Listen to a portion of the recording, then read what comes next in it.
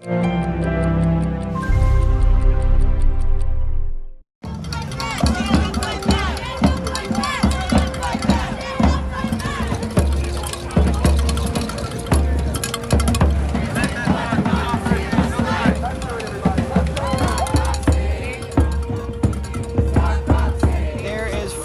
Atlanta that is being replaced with a police training facility, and that is exactly what we're trying to prevent. We need forests more than we need police training facilities. It's kind of scary to sort of see our civil rights being eroded in real time, and to see really gross over-policing and overreach of police authority. This is a heavy militarized police force, and I don't think that anyone would say that this is making anyone safer. I can't breathe! I can't breathe! Stop now! We'll just stand with our friends.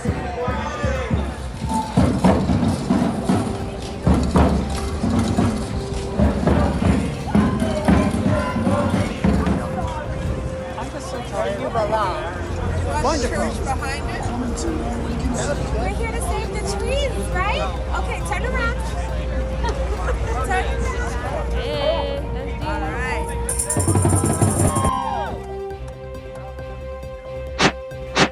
U.S. President Joe Biden unveiled a $6.8 trillion budget plan Thursday, choosing the swing state of Pennsylvania to reveal his playbook for an expected 2024 re-election bid. For too long, working people have been breaking their necks, but the economy's left them behind, and working people like you, while those at the top get away with everything.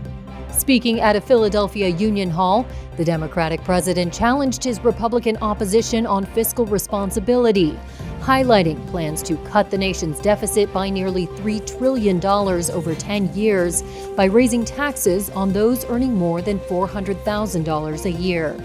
No billionaire should be paying a lower tax than somebody working as a school teacher or a firefighter or any of you in this room.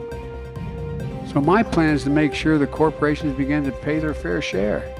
Overall, Biden's budget would increase federal spending to $6.8 trillion from the $6.2 trillion spent in the 2022 fiscal year. The proposal already faces stiff opposition from Republican lawmakers. Large parts of his agenda are unlikely to be enacted by this Congress. But the budget is a political statement that directly challenges Republican House Speaker Kevin McCarthy's threats to block an increase to the federal borrowing limits unless Biden agrees to rein in federal spending. So I want to make it clear, I'm ready to meet with the Speaker anytime, tomorrow if he has his budget. Lay it down, tell me what you want to do, I'll show you what I want to do, see what we can agree on, what we don't agree on, let's see what we vote on. McCarthy and other Republicans on Thursday described Biden's budget plan as a reckless proposal. Republicans are already preparing $150 billion in cuts, including about $25 billion from the Department of Education and cuts in foreign aid and programs. Biden's proposals, meanwhile, are a sweeping endorsement of the power of the federal government to solve big problems. He would boost military spending to stop China and Russia pushing beyond their borders, extend healthcare subsidies for the country's aging population, support down payments for first-time homebuyers, and guarantee preschool for all the country's 4 million four-year-olds. It also includes an additional $800 million over last year's budget for border and immigration services, a nod to Republicans' call for more enforcement on the U.S.-Mexico border.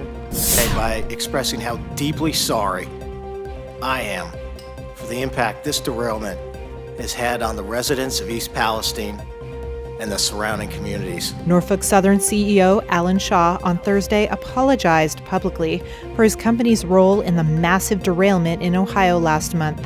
I am determined to make this right. Shaw appeared before the Senate Environment and Public Works Committee, probing what led to the accident that caused train cars carrying toxic vinyl chloride and other hazardous chemicals to spill and catch fire. The toxic mess left many residents of the town of East Palestine worried about their short and long-term health. Norfolk Southern will clean the site safely, thoroughly, and with urgency. During the 3-hour hearing, senators from both parties said Congress must pass rail safety reforms and pressed Shaw to endorse improvements. Senator Tom Carper chairs the committee. Will you commit to supporting the Bipartisan Railway Safety Act and help restore the public's trust in your company? We are committed to the legislative intent to make rail safer. Shaw did not directly endorse the bill, which would require enhanced safety procedures for trains carrying hazardous materials. Carper also zoned in on Shaw's responsibility to residents. Yes or no, will you commit that Norfolk Southern will be there for as long as it takes to make East Palestine, Ohio, Darlington Township in Pennsylvania, and the surrounding communities whole from this disaster? Yes or no? Senator, I'm committed to doing what's right. We're going to be there today, tomorrow, a year from now, 5 years from now, 10 years from now. But the devil is in the details. Senator Bernie Sanders, after pressing Shaw on implementing paid sick leave for all Norfolk Southern employees, asked if the CEO would cover health care costs for the people of East Palestine. Senator, we're going to do what's right for the citizens of East What's Palestine. right is to cover their health care needs. Will you do that? Everything is on the table, sir. Shaw defended his company's safety record at the hearing, but pledged to make immediate safety improvements on the same day another Norfolk Southern operated train in Alabama derailed. No injuries were reported. Smoke rose over Ukrainian cities while people slept on Thursday, the aftermath of a huge wave of Russian missile strikes across the country. At least 6 civilians were killed, electricity was knocked out, and a nuclear power plant was forced off the grid. The majority of those fatalities, 5, were in western Lviv, where drone footage showed a flattened home surrounded by badly damaged buildings. A body in a black bag was carried out of the rubble. This man is a local resident. This is horrible, he says. Russia is a calamity. Another civilian was reported killed by the missiles in the central Dnipro region. 3 civilians were separately reported killed by artillery in Kherson. In the capital, Kiev, residents like Ludmila were woken by the strikes. I heard a very loud explosion, very loud. We quickly jumped out of bed and saw one car on fire. Then the other cars caught on fire as well. The glass shattered on the balconies and windows. It's very frightening. Very frightening. The child got scared and jumped out of bed. The first big volley of missile strikes since mid-February shattered the longest period of comparative calm since Moscow began a campaign to attack Ukraine's civil infrastructure 5 months ago. Moscow says its campaign of targeting Ukraine's infrastructure far from the front is intended to reduce its ability to fight. Russia's defense ministry said the, quote, massive retaliatory strike on Ukrainian infrastructure was payback for a cross-border raid last week on a Russian village. Kiev said the airstrikes have no military purpose and aim to harm and intimidate civilians, a war crime. The strike knocked out the power supply to the Zaporizhzhia nuclear power plant, Europe's largest, severing it from the Ukrainian grid. How can we sit here? The UN nuclear watchdog chief, Rafael Grossi, on Thursday appealed for a protection zone around the Russian-held plant.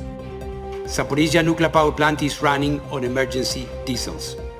The last line of defense.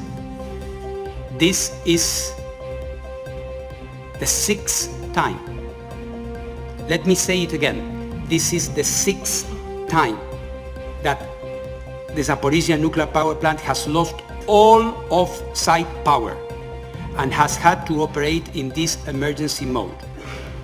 Let me remind you, this is the largest nuclear power station in Europe, operating for the 6th time under emergency diesel generators. What are we doing? Ukraine says an unprecedented 6 of Russia's small arsenal of Kinzhal hypersonic cruise missiles were used, one of Moscow's most valuable weapons. Ukraine has no way of shooting them down. Several people died in a shooting in Germany's Hamburg on Thursday at a place of worship used by Jehovah's Witnesses. Tactical teams stormed the building after they received a call around 9 p.m. Police say a shot rang out from the building as officers arrived, and a dead person was found upstairs who they believe may be the shooter. A spokesperson said late Thursday they were still hunting for answers. The context and scope around what happened is still unclear. It happened in a building of the Jehovah's Witnesses, but the reasons are still completely unclear. Authorities continued to seal off nearby streets and performed body searches on people.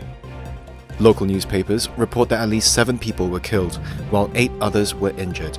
The mayor of Hamburg said he extended his deepest sympathy to the families of the victims. He assured that forces are working at full speed to pursue perpetrators and clarify the background. Germany has been shaken by a number of shootings in the last few years, including one in 2019 outside a synagogue in Halle on the Jewish holiday of Yom Kippur, and in 2020, when a suspected far-right extremist shot dead 9 people with Turkish migrant backgrounds in Hanau.